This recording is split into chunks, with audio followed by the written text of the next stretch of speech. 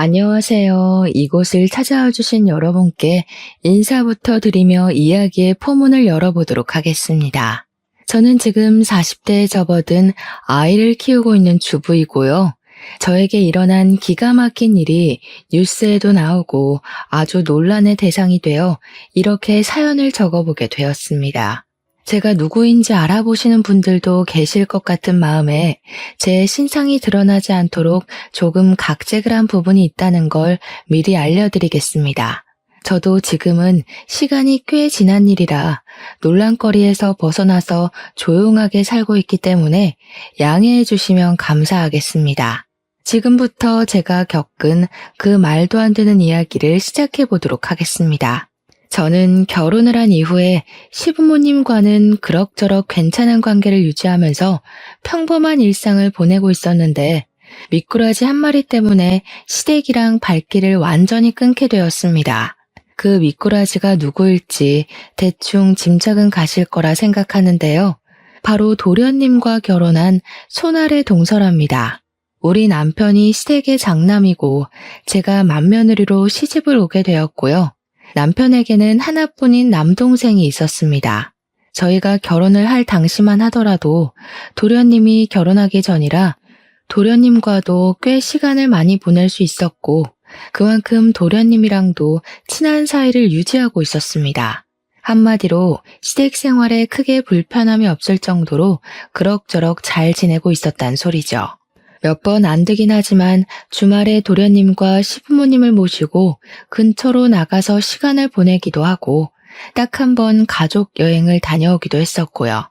별다를 것 없는 생활에 큰 파동이 생기게 된 것은 저희가 결혼을 하고 나서 1년 뒤에 도련님이 결혼을 하게 된 이후에 벌어지게 되었습니다. 그때로 돌아간다면 도련님을 붙잡고 결혼을 말리고 싶은 마음이 아주 굴뚝 같습니다. 그때부터 저의 빌어먹을 운명이 시작되었거든요. 저의 성격에 대해 조금만 이야기를 해보자면 제가 할 일을 아주 똑부러지게 해내는 만큼 말이 많이 없는 묵묵한 스타일입니다. 그러니까 시댁에서는 결혼 초에 저에게 조금 서운하셨던 부분이 있었나 보더라고요. 살갑게 구는 성격은 아니었으니까요. 시모는 저에게 다른 집 며느리들은 하루에 한 번 전화해서 애교도 부리고 맛있는 거 사 먹으러 가자고 한단다 하시면서 말을 하시곤 했었습니다. 근데 저는 그냥 한 귀로 듣고 한 귀로 흘렸죠. 그게 저한테 그렇게 해달라고 요구를 하시는 건지 모르고 그냥 그런가 보다 했거든요. 그냥 시어머니한테 아 진짜요? 어떻게 하루에 한 번씩 전화를 한대요? 와, 시간이 되게 많은가 보다 하면서 넘겼습니다. 시부모 입장에서는 제 말이 그냥 별거 없는 대꾸였지만 본인들에게 전화를 하는 게 상당히 피곤한 일이라고 생각하는구나 하는 오해가 쌓이게 된 것입니다. 하나둘 쌓이기 시작하면서 점점 골이 깊어지고 있었는데 둘 다 내색을 하지 않아서 쌓이기만 하고 풀진 못했던 것입니다. 하루는 제가 저희 집 배수관이 막힌 건지 물이 내려가는 게 영 시원치 않아서 시모에게 이야기를 했더니 저에게 뚫어주는 가루가 있다고 사다가 뿌려놓으라고 하더라고요. 그래서 그냥 아무 생각 없이 남편 올 때 마트 들러서 사오라고 해야겠다. 빨리 뚫어놔야 속이 시원할 것 같다 하면서 대꾸를 했습니다.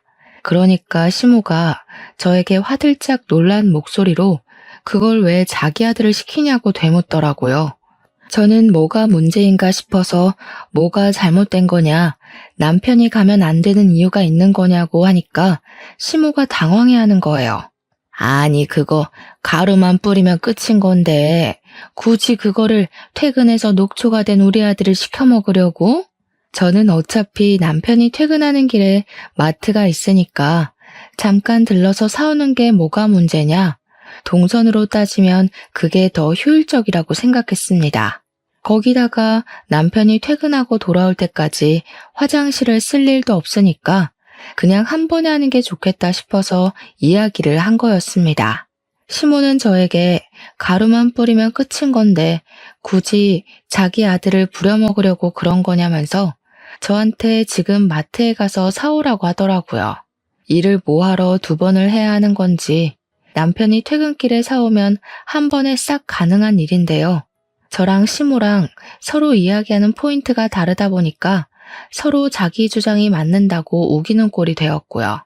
이러한 일이 한두 번이 아니라 매번 일어나다 보니 시모는 저에게 잔소리를 하기 시작했고 저는 그 잔소리가 듣기 싫어서 연락을 더 안 하게 되었습니다. 시모는 늘 저에게 사람이 어떻게 유동성만 따지고 실리만 따질 수 있냐고 평일에 출근해서 힘든 남편을 주말까지 부려먹지 말라고 하셨습니다. 제가 뭐 주말에 남편만 부려먹는 것도 아니고 저랑 같이 집안일 좀 하자고 하는 건데 그걸 가지고 간섭을 하니까 저도 싫었죠. 저는 시모에게 신혼집 살림은 우리 부부가 알아서 하겠다고 이야기를 하니까 시모를 우습게 한다면서 그렇게 말하지 말라고 또 혼내셨고요. 제가 시모와 그렇게 다툼이 생길 때마다 남편에게 도움을 요청하지 않았던 것은 아니었습니다. 하지만 남편은 저에게 그냥 한 귀로 듣고 한 귀로 흘리면 되지 않냐, 시모 앞에서만이라도 네네 알겠다고 대답만 하라고 하더라고요. 시모가 원래 하나에 꽂히면 자기 마음에 들 때까지 고치려고 하는 사람이라면서 제가 갈게요 하고 자기를 시키라는 겁니다. 그러면 서로 간섭 안 받고 편해질 수 있다고 이야기를 하는데 저도 이게 계속 반복되니까 남편이 시키는 대로 하게 되더라고요. 그렇게 시모와 사이가 애매해지고 1년이라는 시간 동안 감정만 서로 캐캐 묵은 채로 지내다가 도련님이 결혼하겠다고 여자를 소개해주겠다고 했습니다. 정말 오랜만에 시댁에 방문을 하게 되었는데 시모가 저에게 손님이 오는 거니까 음식 같은 걸 같이 좀 해줬으면 좋겠다고 하시더라고요. 어려울 거 없는 일이라 알겠다고 하고 신이 나서 시댁으로 방문을 하려는데 시모가 저에게 미리 장을 좀 봐오라고 하셨습니다. 제가 그렇게 좋아하는 유동성에 실리를 따지는 일 아니겠냐며 오는 길에 들러서 와라 하면서 장볼 목록을 보내주셨습니다. 시모가 뒤끝있게 구는 꼴이 좀 불편했지만 좋은 게 좋은 거다 하는 마음으로 장을 봐서 시댁으로 갔습니다. 동서가 생긴다는 마음에 신나기도 하고 설레기도 하고 얼른 보고 싶다는 생각뿐이었습니다. 마트에 가서 시모가 적어준 목록들의 재료를 사서 갔더니 저한테 재료 사온 걸 보더니 영수증을 달라고 하시더라고요. 저는 장본값을 돌려주시려고 하시나 보다 하고 영수증을 드렸는데 막 꼼꼼하게 보시더니 아이고 이거는 시장이 싼데 하시는 거예요. 저는 순간 제가 뭘 잘못 들은 건가 싶었습니다. 제가 어리둥절해 있는 상황에도 시모가 혀를 끌끌 찼어요. 설탕은 뭘 이렇게 큰 걸로 사왔냐? 허브솔트는 또 뭐냐? 이런 건 필요 없는데 이러면서 시모가 돈을 줄 것도 아니면서 꼬투리를 잡더라고요. 저도 그냥 듣고 있기 싫어서 시모한테 남으면 제가 가져갈게요 했습니다. 그랬더니 시모가 뭘 가져가냐고 남으면 집에서 두고두고 쓰면 된다고 하시대요. 아니 뭐 어쩌라는 건지 한숨이 절로 나오더라고요. 도련님이 7시쯤 온다고 약속을 잡아놨던 터라 5시부터 준비를 하고 있는데 한 30분쯤 지났나? 도련님이 동서와 함께 집을 방문했습니다. 시모가 놀래서 왜 벌써 왔냐고 아직 아무것도 준비된 것 없다고 하니까 동서가 너무 밝게 어머님 안녕하세요 하고 인사를 하더라고요. 그 인사톤에서 느껴지는 게 저와는 정반대되는 성격을 가지고 있구나 하는 걸 직감적으로 알게 되었습니다. 그러면서 자기가 좀 도와드릴까 싶어서 일찍 찾아왔다면서 주방은 북적북적한 게 즐겁고 재미있잖아요 하더라고요. 자기가 학교 급식실에서 영양사로 일을 하고 있다면서 요리에는 자신 있다고 옷을 정리하고 주방으로 오는데 시모랑 저랑 둘 다 깜짝 놀랐습니다. 동서의 머리 색깔이 정말 TV에 나오는 아이돌 가수 마냥 핫핑크색으로 염색이 되어 있더라고요. 제가 머리색을 보고 놀란 얼굴을 하니까 동서가 자기가 튀는 걸 좋아해서 매번 이 색으로 염색을 하고 있다고 말을 하더라고요.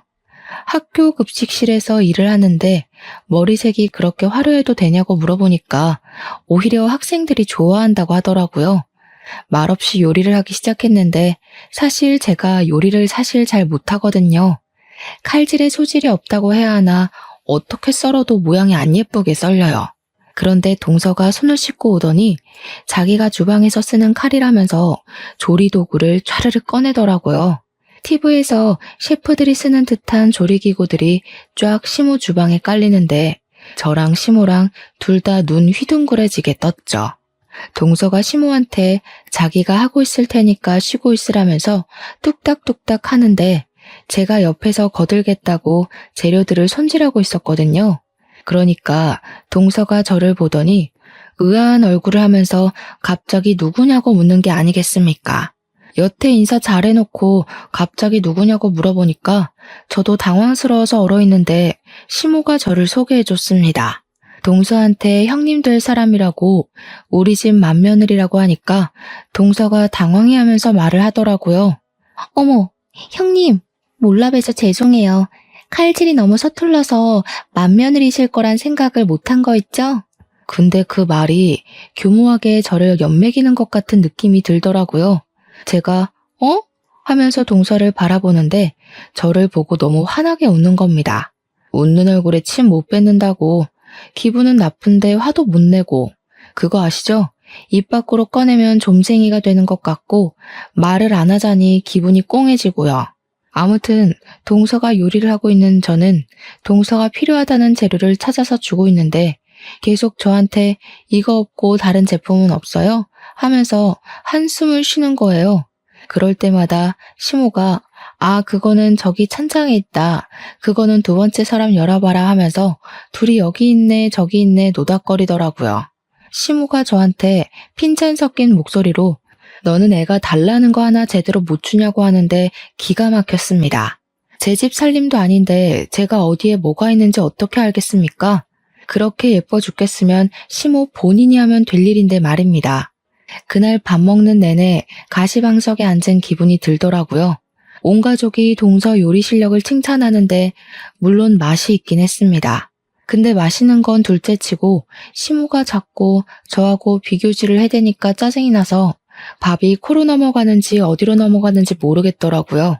우리 맏며느리가 음식 솜씨가 없어서 내가 죽어서 제사상이나 제대로 받겠나 했더니만 하면서 말입니다. 우리 남편이 시모한테 그만 좀 하라고 언성을 높이자 이봐라 장남이라는 게 엄마 편 하나 안 들어주고 하면서 동서한테 은근히 우리 흉을 보더라고요. 동서가 시모한테 갑자기 왜 벌써 제사상 이야기를 꺼내고 그러시냐면서 자기랑 즐겁게 오래오래 살자고 하는데 시모 눈이 하트 모양으로 변하대요. 저는 그게 다 가식처럼 보였는데 말입니다. 제가 동서한테 말이라도 붙여보려고 우리 때 급식은 진짜 맛없어서 먹기 싫었었는데 동서네 학교 애들은 좋겠네 맛있는 거 많이 먹어서 했거든요. 그러니까 동서가 그러는 거예요. 그 말은 조금 모욕적으로 들릴 수도 있겠네요. 예전하고 지금하고 아무래도 예산도 다르고 대우도 달랐으니까 차이가 날 수밖에 없죠.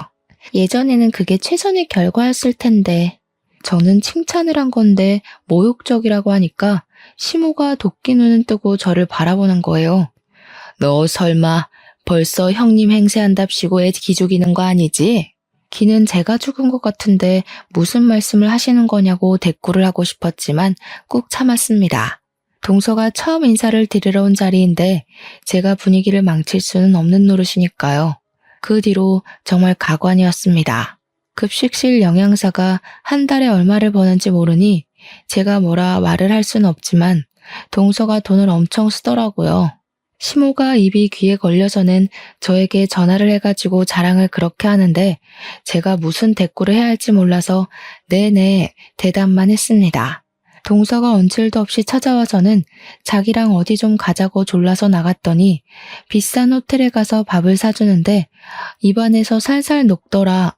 밥을 다 먹고 나니까 마사지를 받을 차례라면서 호텔에 딸린 스파에 갔는데 손길이 너무 좋아서 잠이 솔솔 오더라. 비싸서 엄두도 내지 못했던 코스였는데 둘째가 데려가 주니까 너무 행복하고 효도받는 기분이 들더라. 거기다가 자기가 좋아하는 티를 내니 다음에 또 같이 오자고 했다면서 이렇게 받기만 해서 어떡하냐 미안한 마음이 다 들더라 하는 겁니다. 이 말을 저한테 하는 이유는 저에게도 해달라는 뜻 아니겠습니까? 하지만 저희는 외벌이었고 대출금 갚기도 빠듯했습니다. 제가 선뜻 저랑도 한번 가시죠 하는 말을 꺼내지 않으니까 시모가 오기가 생긴 건지 동서한테 자기도 무언가를 해줘야겠다고 하더라고요. 그러면서 복이라는 게 원래 나눈 것만큼 들어오는 거라고 저한테 이야기를 하는데 속이 너무 빤히 보이더라고요. 그런 돈 자랑을 들어야 하는 이유도 모르겠고 저도 사람이니까 짜증이 막 올라오잖아요. 어머니, 저한테 지금 동서만큼 해달라고 이야기를 하시는 거예요? 저희 사정 뻔히 아시면서 이러시면 부담스러워요. 그렇게 대놓고 말을 했더니 시모가 버럭하면서 됐다고 자기가 엎드려서 절 받을 일 있냐면서 그냥 자랑하고 싶어서 전화한 거라고 하시는 거예요. 그 말을 들으니까 제가 그동안 너무 무심했나 싶은 마음도 슬쩍 들고 동서만큼 비싼 건 못 해드려도 저도 눈치가 보이긴 했으니까 준비를 했죠. 고르고 고르다가 제일 만만한 영양제를 준비해야겠다 싶어서 시댁에 갈 때 시모 드리라고 뼈에 좋다는 영양제를 사갔습니다. 나름 해외에서 유명한 제품이라고 해서 비싼 값을 주고 해외 배송까지 받아서 시모한테 드렸죠. 저도 시모가 얄밉고 짜증이 나도 며느린데 예쁨 받고 싶지 않을 리가 있겠습니까? 시모한테 잘 보이고 싶은 마음도 있었죠. 남편도 저에게 큰 거는 못 해드려도 그 정도는 해드릴 수 있겠다 하면서 영양제를 같이 골라주기도 했고요. 제가 영양제를 사서 시댁에 갔는데 연락도 하지 않던 동서가 시댁에 떡하니 와서 앉아있더라고요. 동서는 여기 웬일로 온 거냐고 물어보니까 동서가 저를 보면서 활짝 웃는 거예요. 형님도 오셨구나. 요즘 어머님께서 무릎이 아프시다고 하셨잖아요. 며느리 된 도리로 어떻게 가만히 있을 수 있겠어요? 제가 사고를 고았어요. 한 솥에 끓여두었으니 꼭 드셔야 해요. 그러면서 제가 사온 영양제 봉투를 빤히 보더니 동서가 오버스러운 목소리로 이야기를 하는 겁니다. 어머, 형님, 뭐 사오신 거예요? 영양제? 형님, 이렇게 비싼 영양제는 어머님도 부담스러우실 텐데 뭐니 해도 정성이 최고죠. 사골이나 도가니 수육 드시는 게 훨씬 기분도 좋고 맛도 좋고 그렇죠, 어머님. 그래, 우리 둘째가 내 마음에 쏙 드는 말을 하는구나.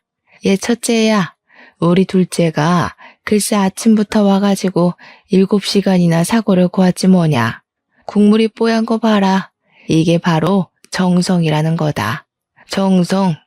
큰 며느리라는 게 둘째보다 못해서야 어디 쓰겠어? 엄마, 이 영양제 진짜 좋고 비싼 거예요. 국내엔 들어와 있지도 않아서 해외 직구로 사온 건데 무슨 말을 그렇게 하세요? 됐어. 해외 영양제면 뭐하니? 정성 들어가 있지 않은데. 근데 우리 아들은 왜 이렇게 말랐니? 집에서 밥도 못 얻어먹는 거 아니야? 우리 둘째 아들처럼 살이 오르면 얼마나 좋아. 집에서 둘째 며느리가 잘 챙겨주는지 얼굴이 엄청나게 좋아졌다. 저한테 혀를 끌끌 차면서 이야기를 하시는데 속이 정말 많이 상하더라고요. 손 벌벌 떨면서 카드 3개월 할부까지 해서 사간 영양제였는데 사골국보다 못하다는 소리를 들으니 제 기분이 좋겠습니까? 거기다가 우리 남편이 요즘 건강 챙긴다고 운동을 해서 살이 빠진 거거든요. 그것도 제가 마치 제대로 먹이지 않아서 살 빠진 거 마냥 이야기를 하니까 속상했죠.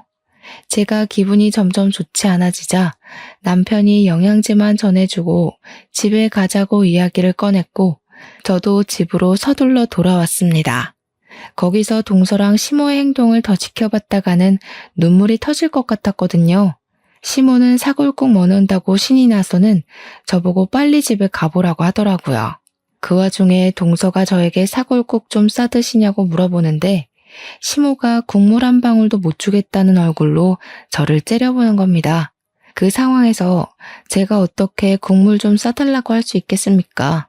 거절하고 집에 와서 남편이랑 맥주 한 캔 하며 이야기를 나누는데 남편도 별 생각과 동일하더라고요. 아무리 생각해봐도 동서가 여우과라는 사실은 변하지 않았습니다. 남편이랑 같이 마주 앉아 서방님네 욕도 하고 시모 흠도 봤죠 뭐. 저희 부부가 매달 친정이랑 시댁에 용돈을 20만 원씩 드리고 있었는데요. 남편이 외벌이다 보니까 집 대출금 갚고 공과금 같은 거 내고 서로 용돈에서 적금에 이거저거 다 빠지고 나면 그 정도의 여유가 생겨서 시댁과 친정에 반씩 나눠드리고 있었습니다. 근데 시모가 또 제 속을 뒤집어 놓는 이야기를 자랑처럼 늘어놓으시는 거예요. 동서네가 글쎄 친정은 살림이 넉넉하다면서 시댁에만 매달 50만 원씩 용돈을 드리고 있다는 겁니다. 저에게 자랑 섞인 핀잔을 주시면서 둘째네는 매달 50만 원씩 준다고 하는데 저희도 저희 사정이라는 게 있잖아요. 너네는 용돈 꼴랑 20만 원 보내면서 생색이란 생색은 다 내지 않았니? 그것도 뭐 여윳돈 전부를 보내는 거다 뭐다 얼마나 비교가 되던지. 그러면서 제가 뭐 아르바이트를 한다 어쩐다 하면서 제가 한 번을 드리자고 이야기한 것도 안 하지 않았냐. 둘째는 자기가 일이 바쁘면 전날 저녁에 와서 재료 손질이라도 하고 가더라. 너는 이 집안에서 하는 게 뭐냐 하면서 화를 내셨습니다. 제사상도 할 말이 많은데요.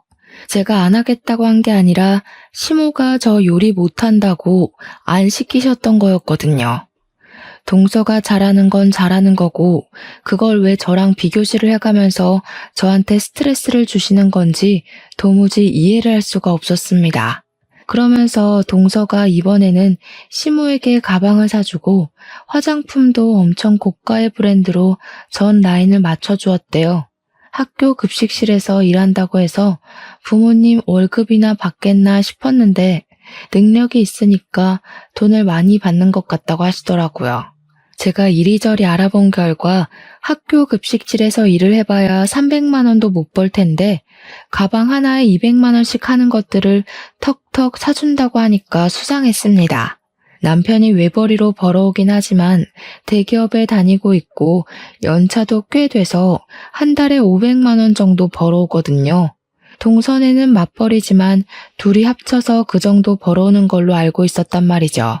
근데 그렇게 여유를 부릴 수 있다고 하니까 이상하지 않겠습니까? 시모의 온갖 비교를 당하면서 저는 꿋꿋하게 맏며느리 자리를 지키고 있었습니다. 시간이 지나고 지날수록 시모는 작정을 하고 저랑 동서의 사이를 차별하기 시작하셨습니다. 아주 눈에 띌 정도로요. 거기다가 첩첩산중으로 동서가 글쎄 임신까지 하게 된 것이 아니겠습니까? 저희 부부는 아이를 가지려고 노력 중이었지만 아이가 들어서지 않고 있었고요. 남편이랑 저랑 날짜도 맞춰보고 병원에 가서 검사도 해봤는데 문제가 없다고 했지만 아이가 생기지 않아서 천천히 가지자고 서로를 위로하던 중이었어요. 그때 동서가 자기가 임신을 했다면서 임신 축하 파티를 열어달라고 가족들이 모인 단톡방에서 이야기를 하더라고요. 솔직히 저도 셈이 나긴 했죠. 티는 내지 못했지만요. 시모는 문자로도 느껴질 만큼 신이 나서는 동서에게 화려한 날개를 달아주었습니다. 덕분에 저는 그 뒤로 시댁의 모든 잡일거리를 도맡아서 하게 되었습니다. 글쎄 동서가 임신 초기니까 조심해야 한다고 하면서 저에게 동서한테 연락도 하지 말라고 엄포를 놓는 게 아니겠습니까? 평소에 제가 동서랑 연락을 하고 지내는 것도 아니긴 했지만 대놓고 연락하지 말라고 하니 기분이 팍 상하더라고요. 네네 알겠습니다 하며 성의 없이 대꾸를 하니까 시모도 또 그게 마음에 안 들었는지 저한테 너는 왜 안 생기냐고 구박을 주더라고요. 장남이 대를 이어야 하는 건데 둘째네가 더 장남같이 군다고. 둘째 며느리가 맏며느리 같다고 하면서요. 너희가 아이 안 생기는 데엔 분명 문제가 있는 거다. 그리고 너처럼 아이가 안 생기는 애가 둘째한테 연락이라도 했다가는 부정 탈 수 있어. 그니까 급한 연락 아니고서야 나를 통해서 하도록 해라. 최대한 자제를 하란 소리야. 알겠어? 그런데 그 말이 그렇게 서러운 거 있죠. 아이가 안 생기는 애가 연락이라도 하면 부정을 탄다고 가슴에 빗으로 꽂히더라고요. 어머님, 그렇게 말씀하시면 저도 너무 서운해요. 저희도 아이를 가지려고 노력하는 중인데 그런 걸로 비교를 하세요. 어쩜 너랑 나랑은 이렇게 맞는 구석이 하나도 없을 수가 있니? 서운하긴 뭐가 서운해. 우리 시대 같았어 봐라. 애 못 낳으면 바로 소박 맞는 거야. 제가 아이를 진짜 좋아하거든요. 지금은 쉬고 있지만 보육교사로 일을 하고 있기도 했고요. 저도 아이가 안 생기는 게 서러운데 시모까지 저러니까 눈물이 막 났습니다. 제가 훌쩍거리니까 시모가 멈칫하면서 울긴 왜 우냐고 평생 남의 아이만 봐주다 보니까 네 아이가 안 들어서는 거라고 하시더라고요. 나중에 동선애가 아이를 낳으면 저보고 가서 도와주라고 하면서요. 그날 남편이 제 이야기를 듣고 씩씩거리면서 단톡방에다가 우리 마누라한테 스트레스 주지 말라고 글을 올렸습니다. 왜 자꾸 와이프한테 스트레스를 주고 그래? 들어왔던 애도 나가겠다. 들어왔던 애가 나가요? 그거 너무 무서운 말이다. 우리 아기가 들었으면 어떡하지? 그렇게 답장을 보낸 겁니다. 정말 말리는 시누이가 더 얄밉다고 하더니 그 말이 딱 어울리더라고요. 시모가 바로 어쩜 부정 타는 소리만 부부가 쌍으로 해대냐면서 얼른 뱉은 말 주워 담으라고 남편에게까지 핀잔을 주었습니다. 남편이 씩씩거리면서 조카 태어나면 입히라고 베넷 저고리 준비해뒀는데 가져가든지 말든지 마음대로 하라고 화를 냈습니다. 서방님에게 안 가져갈 거면 우리가 입히든지 하겠다고 하니까 동서가 깔깔 웃는 그림이 그려진 이모티콘을 보내는 거예요. 언제 입히게 될지도 모르는데 그때 되면 유행이 바뀌지 않을까요? 저희 주세요. 나중에 저희가 새 걸로 사드릴게요. 남편이 동서가 임신을 한 마당에 욕을 뱉을 수도 없으니까 서방님께 처신 똑바로 하라고 경고만 날리더라고요. 저한테 그런 거 신경 쓰지 말라고 가족 단톡방도 나가라고 하는데 서운한 건 매한 가지였습니다. 그 뒤로 동서가 입덧을 시작하니까 시모가 동서 걱정을 해대는데 입덧하는 애가 급식실에서 일한다고 안쓰러워 죽겠대요. 자기가 대신 아팠으면 좋겠다면서 떡두꺼비 같은 놈이 나오려고 동서를 고생시키는 거라면서요. 대화창에서 아주 둘이 짝짝꿍을 맞추는데 정말 남편 말대로 알림도 꺼놓고 애써 보지 않으려고 하면서 지내고 있었습니다. 동서의 입덧이 끝나고 난 뒤에는 시모가 주말에 저를 불러다가 동서가 임신해서 움직이기 힘드니까 대신 전해주라면서 마트를 털어오셨더라고요. 과일에 반찬에 떡에 하나도 빠짐없이 가져다 주라고 하는데 장바구니로 글쎄 새 바구니가 나오는 거예요. 이걸 다 들고 동선의 집까지 다녀오려고 하는 것도 어이가 없고 이 중에 제 몫은 하나도 없다는 게 너무 서러웠습니다. 그래서 제가 시모한테 이야기를 했죠. 이걸 제가 다 들고 어떻게 가요? 서방님 보고 와서 가져가라고 하는 게 낫지 않겠어요? 우리 아들 퇴근하고 피곤해 죽을 텐데 여기까지 들러서 이거를 가져가라고 하니? 네가 하면 편한 것을. 저도 곧 어린이집 복직하려고 알아보고 있어요. 요즘 취업 준비하느라 바빠요, 어머님. 예, 취업 준비하는 애랑 바깥에서 일하는 애랑 누가 더 힘들겠니? 정말 생각 없이 말하는구나. 우리 때는 말이야, 7남매를 키우면서 살았어. 나중에 밥도 하고 밭일도 하고 애도 보고 하면서 찍소리 한번 못하고 시어머니가 시키는 거 다 하고 살았다.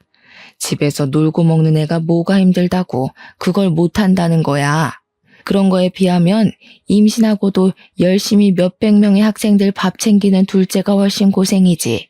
시모가 하도 저에게 잔소리를 하길래 저도 다시 어린이집에 취직을 하려고 자리를 알아보던 와중이었거든요. 그날도 동네 어린이집에서 면접을 보러 오라고 했었는데 시모가 갑자기 불러낸 거라 양해를 구하고 면접을 하루 미룬 것이었습니다. 동서에게 음식을 전해주라고 시키는 건 줄 알았으면 무시하고 면접이나 갈 걸 그랬다고 생각하고 있었습니다. 어린이집 일도 참 고되고 힘든 일인데 동서 일만 힘들게 봐주시고 제 일은 후려치게 하는 어머님에게 더 이상 떨어질 정도 없었습니다. 결국에 저는 택시를 타고 그 장바구니 전부를 들고 가서 동서의 집 앞에 내려놓고는 동서에게 연락을 하려고 했는데 동서의 말이 번뜩 생각나더라고요. 동서의 뱃속에 있는 아기에게 부정적인 영향이 갈 수도 있으니 저에게 연락하지 말라고 했던 그 말이요. 그래서 시모에게 연락을 해서 그냥 집 앞에다가 물건을 두고 가면 되죠? 하고 보냈습니다. 시모가 화들짝 놀라면서 그 안에 들어있는 떡이 상하면 안 된다면서 저에게 냉장고에 다 정리를 해서 넣어주고 가라는 겁니다. 가뜩이나 임신까지 했는데 언제 물건 정리하고 있냐면서 간 김에 그것까지 해주라고 비밀번호를 알려주는 게 아니겠습니까? 끝까지 저에게 동선에는 비밀번호로 척척 알려주는데 너네 집은 비밀번호도 안 알려준다고 한 소리 하셨죠. 그냥 문 앞에 두고 가고 싶은 마음이 굴뚝 같았지만 그랬다가는 또 무슨 욕을 먹을지 모르니까 문 열고 들어가서 냉장고에 차곡차곡 정리를 해두었습니다. 그거 정리하고 있는데 제가 무슨 몸종도 아니고 여기서 뭘 하는 건가 하는 생각이 들더라고요. 시모한테 다 넣어놨으니까 가보겠다고 하니 그냥 가면 어떡하냐고. 아니 정리 다 했는데요? 했더니 임신해서 몸도 무겁고 힘들 텐데 간 김에 첫째 네가 청소도 좀 해주고 빨래도 좀 해주고 하면 얼마나 좋니? 정리 좀 해줘라 하는 거예요. 제가 동서네 집을 휘젓고 다니는데 동서한테는 훨씬 불편한 일 아닐까요? 너는 내가 시키면 그냥 알겠습니다 하는 법이 없니? 집안일도 제대로 못하는 개야. 임신했다고 제가 이런 것까지 일일이 챙겨주는 게 더 이상하죠, 어머님. 너는 손윗사람이 돼서 아랫사람에게 베풀 줄도 모르는 개지. 질투하는 거니 지금? 이래서 애가 없는 애들은 자격지심이 넘쳐서 안 돼. 저는 시모 말을 깡그리 무시하고 문 닫고 집으로 돌아왔습니다. 그 뒤로 일부러 시모의 연락을 피하면서 지냈고요. 몇 주 뒤에 동서 뱃속의 아이 성별이 딸이라는 게 밝혀진 뒤 시모가 조금 서운해하더라고요. 그래도 시부가 손녀도 귀한 자식이라면서 잘 넘어갔고 동서랑 시모는 둘이 마사지도 받으러 다니고 데이트도 하고 잘 놀러 다니더라고요. 일부러 보란 듯이 저에게 사진을 막 보내는데 해탈하고 나니까 그냥 우습게 여겨졌습니다. 남편이랑 저랑은 둘이서 저를 씹든 말든 우리끼리나 행복하게 잘 살자 하고 무시했는데 어마어마한 사건이 터지고 말았습니다. 어느 날 친구들이 인터넷에서 난리난 사건 알고 있냐면서 그 링크 하나를 보내주더라고요. 제 친구들이 전부 대학 동기라 유아교육과를 나온 친구들이고 보육교사로 일을 하고 있었거든요. 그 내용은 급식실 위생에 대한 고발 내용이 적힌 글이었고 교사들이 이용하는 커뮤니티에 올려진 글이었습니다. 친구들은 어린이집은 위생 인증을 철저하게 하는데 고등학교는 다른가 봐 하면서 매달 감사가 나오지 않나? 하면서 떠들더라고요. 글을 제대로 정독해보니 고등학교 급식실 영양사를 고발하는 내용이었는데 조리실에서 일하시는 분이 양심 고백을 한 내용이었습니다. 학교 이름이랑 영양사 성이 나와 있는데 글쎄 좌씨인 거예요. 저희 동서 이름이 좌영미거든요. 설마 하면서 글을 읽는데 급식실 영양사가 국에 벌레가 들어갔는데 벌레만 쏙 걷어내고 벌레도 다 단백질이라서 괜찮다고 했다는 겁니다. 보통 이물질이 들어가게 되면 폐기를 하고 다시 끓여놔야 하는 게 원칙이라고 하더라고요. 그뿐만이 아니라 반찬들 재료라든지 식기들을 사람들이 밟고 다니는 바닥에다가 그냥 내려놓고 씻지도 않고 쓴대요. 학교 급식실을 아무리 깨끗하게 청소를 한다고 해도 온갖 사람들이 드나드는 곳인데 위생에 하나도 신경을 쓰지 않는다고 하더라고요. 애들이 까다롭게 군다고 일일이 어떻게 식성을 맞추겠냐면서 조미료를 팍팍 넣으라고 하질 않나. 그 안에서 무리를 만들어서 왕따도 시킨대요. 젊은 조리사가 하나 왔는데 그 여자가 마음에 안 든다면서 친한 사람들끼리 왕따를 시켜서 결국 일도 그만두게 했다고 갑질을 했답니다. 글쎄. 김치도 국내산이라고 속여서 중국산 싸구려를 들여온다고 이런 영양사는 급식실에서 추방시켜야 한다는 내용이었습니다. 이게 소소하게 교사들이 이용하는 사이트였기 때문에 크게 화두에 오르진 않았지만 저는 느낌이 딱 왔습니다. 세상에 좌씨가 우리 동서 하나만 있는 건 아니라고 하지만 고등학교 급식실인 것도 그렇고 느낌이 딱 오더라고요. 거기다가 글 중간에 급식실 영양사가 머리를 맨날 염색해와서 반찬에 섞여 들어가도 티가 안 난다고 적혀 있었거든요. 동서가 매번 핑크색 머리만 고집한다고 말씀드린 거 기억하시죠? 쎄한 느낌은 저를 소름 돋게 만들었죠. 동서가 그동안 저에게 못되게 군 것도 있고 한번 호되게 복수를 하고 싶은 마음에 저는 기관을 이리저리 찾아보았습니다. 하지만 급식실을 정확하게 고발할 수 있는 기관이 없더라고요. 교육청에 말해봐야 바쁘다는 핑계로 일을 미루기 일쑤였으니까요. 모든 사람이 한 방에 알 수 있는 방법이 없을까 고민하다가 저는 고발 유튜버를 찾아내게 되었습니다. 제가 그 유튜버에게 직접 제보를 했고요. 유튜버는 무척이나 흥미로워하면서 잠입 취재를 하겠다고 결정을 내렸습니다. 그 뒤로는 일이 아주 일사천리였습니다. 유튜버가 식재료를 납품하는 곳 직원인 척하면서 급식실 상태를 몰래카메라로 촬영을 싹 한 거죠. 청소가 얼마나 안 되어 있는지 영양사가 급식 시간 전에 체크도 하지 않았고 휴대폰만 만지면서 농땡이를 치고 있는 모습부터 시작해서 모든 게 가관이었습니다. 그날도 김치에서 이물질이 나왔는데 대충 먹으라고 학생들에게 큰 소리를 치는 장면도 있었고요. 납품받은 식재료 상태가 전부 물러터지고 상한 부분이 보일 정도로 별로였던 거죠. 근데도 영수증에는 고가의 재료값이 찍혀 있었고요. 유튜버는 제가 보낸 글이 사실인지 아닌지 확인을 하러 갔다가 아주 제대로 건수를 잡은 것 같다며 저에게 회신을 주었습니다. 저는 동서를 고발하고 설마 아니면 어떡하지 하며 불안해했다가 사실이라는 걸 알게 되어 복수심에 가슴이 두근거렸습니다. 유튜버는 1차적으로 영상을 정리해서 업로드를 했고 그 영상을 본 학생들부터 학부모까지 전부 학교에 항의를 넣기 시작했습니다. 학교에서 진상조사가 들어가게 되었는데 우리 동서의 짓이 분명한 것들이 점차 드러나기 시작했습니다. 일단 식재료의 상태부터 점검에 들어갔고 급식실의 위생 상태까지 전부 다 학교 조사에서 드러나게 되었습니다. 청소를 안 하고 설거지도 대충 물로 한 것이 들통이 났고 식재료 납품 업체로부터 동서가 뒷돈을 어마어마하게 챙긴 것까지 싹 다 걸리고 말았습니다.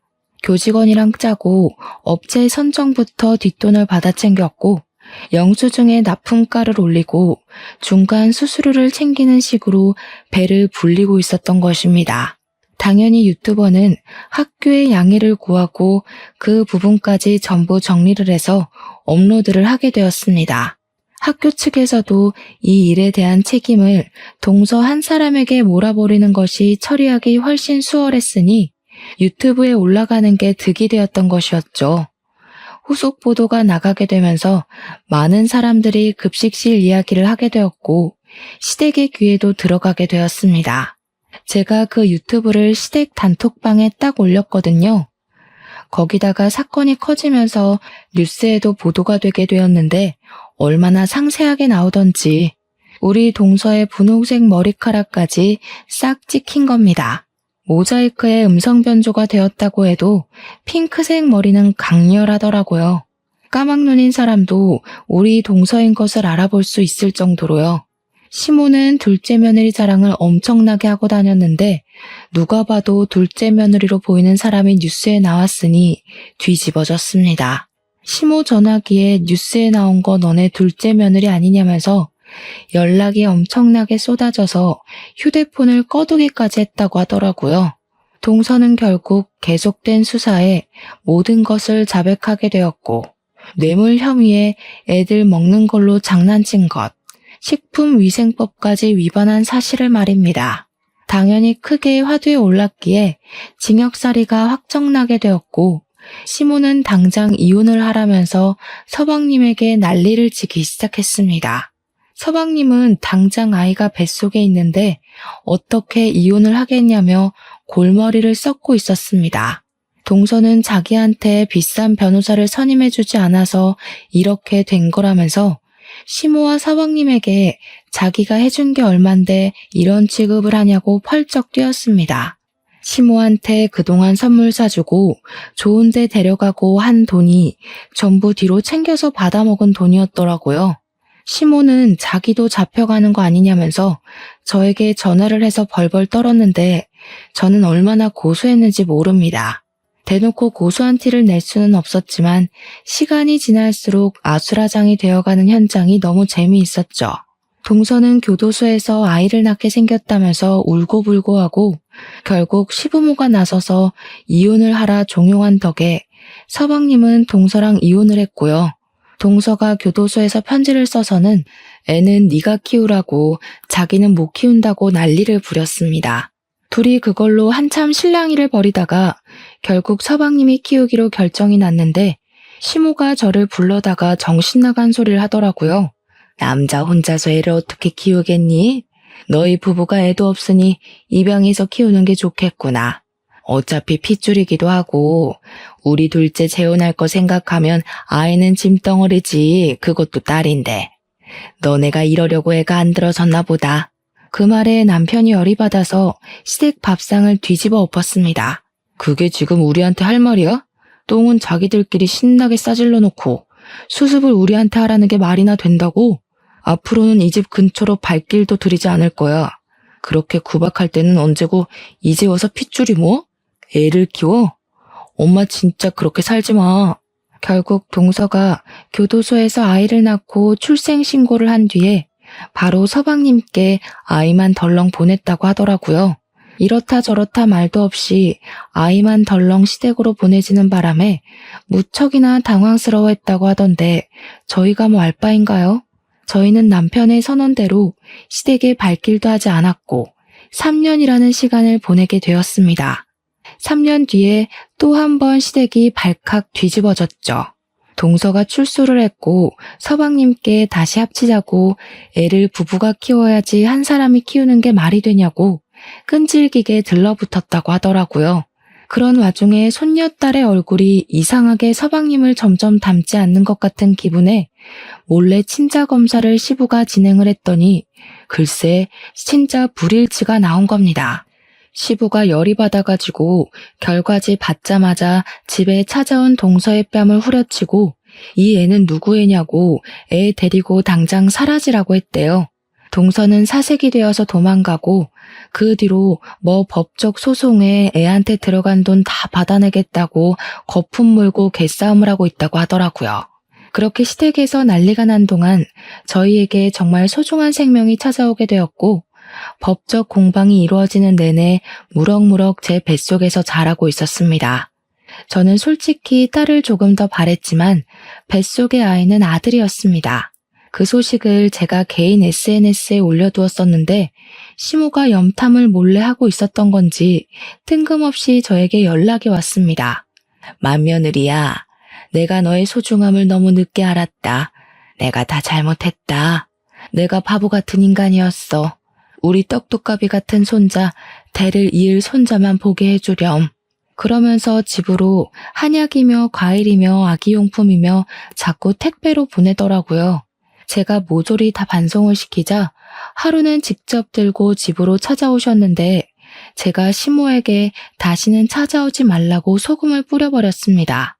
소금 세례를 받은 시모는 잘못했다고 울면서 빌었지만 저는 문을 닫아버렸습니다.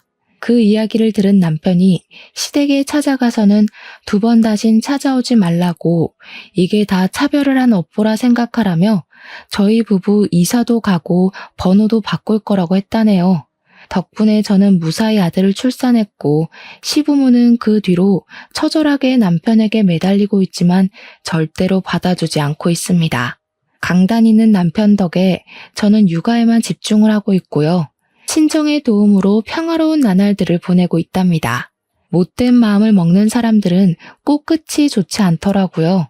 그래서 전 앞으로 열심히 아이를 위해 사랑을 베풀며 살아보려고 합니다.